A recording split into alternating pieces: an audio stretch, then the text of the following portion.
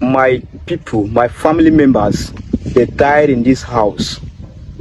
11. And some died in the other store. 8. Some died here. My whole family members that died yesterday, day before yesterday, on that very day, there were 20. That is my own family members. I'm not talking about any other thing. That is my own family members. This is my store. Those shops are my stores. Those places are being burned. Please walk. Those places, this place is being burned. Here and up, my house is up there. That place also is burned. And the store where I pack my goods, I store my goods everywhere has burned. They burned my clothes, they burned everything, they burned our food, all my family members. What we came out with is our clothes, what we wear. And I, standing here, this is what I came out with. And this is the only thing that I have. There's no anything with me. Can you recount the incident as it happened that particular day? Tell us what happened. What did you hear? What did you see? On that very day, rain started in the evening. So we entered, I slept there. So I was sleeping around 10:20. We had gunshot at back there. So before we could notice that something is happened, Fulani men, they entered this place. How are you sure they are Fulani men? Because they were speaking and I was inside the room and I heard them clearly. Not somebody told me. I was inside the room there and they surrounded that room. I escaped narrowly. My brothers born in this house.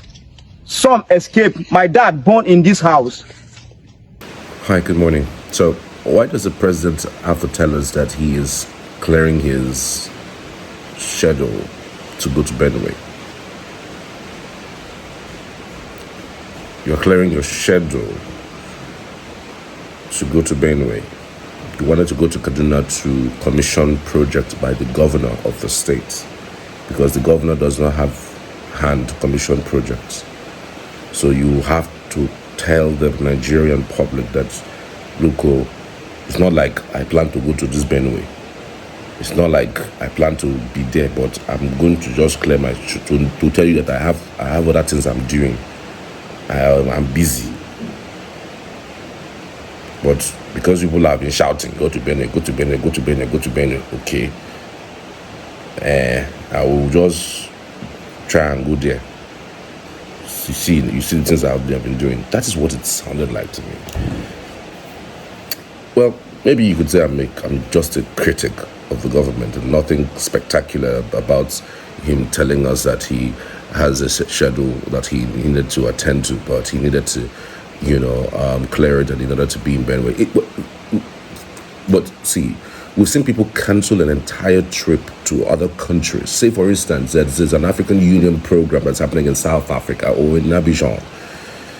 The government of that country cancels it for some things like this.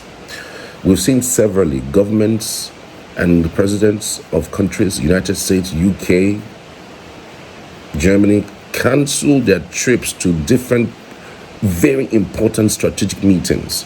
They either shift it, they cancel it, or maybe do a virtual meeting. Because of something that is even far less than what has happened in Benue State. We are talking about a carnage that killed over 200 people. And then you have to come and tell us, oh, I have to clear my schedule to be in Benue. I don't know. This same thing happened under Buhari.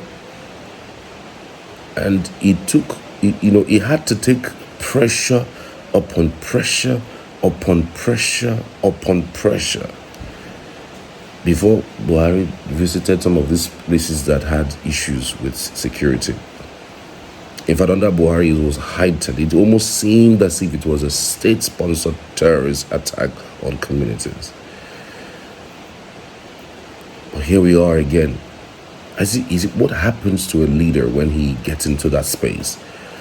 Is it that they kill their sympathetic self? They switch off their empathy when they become governors or become president? Is that what happens? I don't know.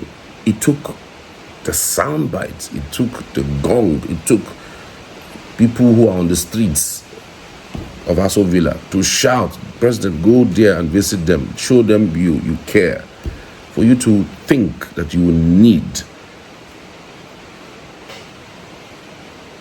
to be there, to share in their grief and possibly tell them that you are with them in times like this, and then you proffer solutions. And like I said the other day, that look, the statement that he released on this particular issue, it seems to me that he may have been totally misinformed about what's happening in Benue State. The statement he released about warring communities, I mean, and what the governor says, far different from what the president says. The governor tells you it is not a farmers' herders attack. It's a genocide. We have been killed. We have been massacred. People are here to grab our lands and chase our people away.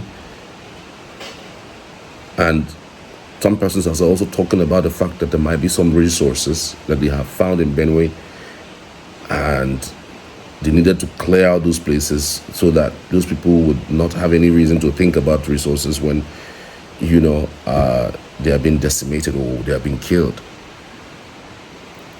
So on what basis should anyone really be so patriotic about the government? These things called patriotism doesn't come from a place of hate for one country, but it also comes from a place of the kinds of leaders that we enthrone, who should be leading with empathy, who should be leading with foresight, who should be leading with sympathy. We don't see that. The Nigerian masses don't see that. And then you tell them to go, when there is an issue, they should go and die for the country. These are kinds of things that you will never see happen in the United States. That's why an average United States person will tell you they would die for their country. UK citizens will tell you the same thing. France will tell you the same thing, because their country looks out for them. Even when tragedy happens, the way and manner they respond to the tragedy is also a way that the people respond to the givings of the country. You don't expect that the country who's led by a people are not doing things that would elevate and that would improve someone's life and would even make it look like, oh, this country really cares about me. And then you expect that the people cares about the country. Every now and then we want to run away to America, want to run away to the UK, but people built those places. Why are we not building this location? Why are we not doing so? It took a pope to announce his condolences before the president of a nation even announced, that even acknowledged there was something that happened in Nigeria. It took him several hours to even respond, to even say anything about what's going on in Benue. And that is people. Tomorrow you come and tell the Benue State people, oh, you have to be patriotic. You have to. The other time, it was a speaker that said that if you must vote, if you don't vote, you go to jail. Like, can you do the needful first? Can you do the needful first before you talk about anyone going to jail because they didn't vote, because they decided not to vote? So you want to force people into patriotism, but you don't want to do the simplest things, the easiest things that would make people cling to the country that they call theirs and want to be a greater part of the future of the country. Make that make sense. I mean, listen, I'm not in any way anti-government. If I see what is right, I state it. I said I'm a journalist, and the things I see, that's what I say. I mean, if you've got anything aside what I've just said, if you have got anything that is not as direct as what I've just said, let me know. I like to engage. I'm not scared of engagement. I mean, engagement actually even makes you better. Criticism even actually makes you get better. So if you think that the president may have not done the right thing, he had been slow with his response, he has been slow with this whole issue, I mean, then we can now start talking.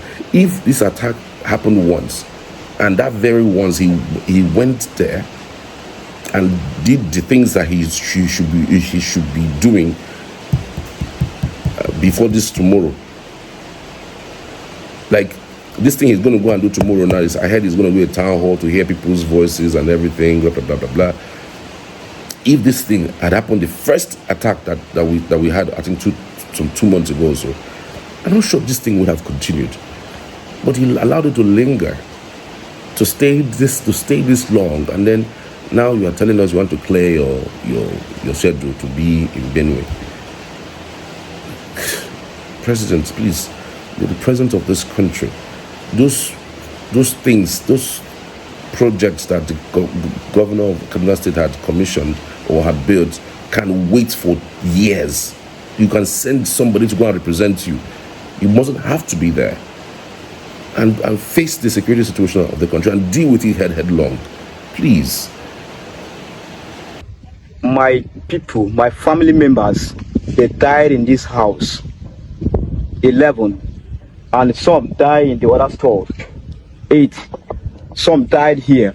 My whole family members that died yesterday, day before yesterday, on that very day, there were 20. That is my own family members. I'm not talking about any other thing. That is my own family members. This is my store. Those shops are my stores. Those places are being burned. Please walk. Those places, this place is being burned. Here and up, my house is up there. That place also is burned. And the store where I pack my goods, I store my goods everywhere, has burned.